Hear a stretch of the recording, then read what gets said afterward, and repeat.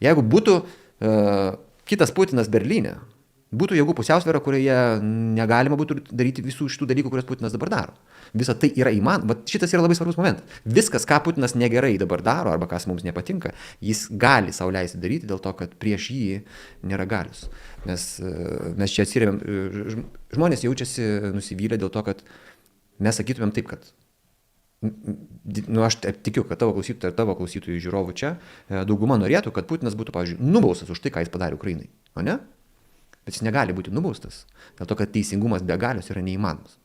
Jeigu tu neturi galios, teisingumo tu negali pritaikyti. Jeigu mes panaikintumėm Lietuvoje valdžią, va dabar pasakytų, kad nuo šiol mėnesį laiko, nuo rytojus, mėnesį laiko, už nieką niekas neatsako. Už niekas nėra baudžiamas. Ir mes pamatytumėm, kaip atrodo tikrasis pasaulis, kuriame staiga nebėra galios užtikrinti tvarką ir teisingumą.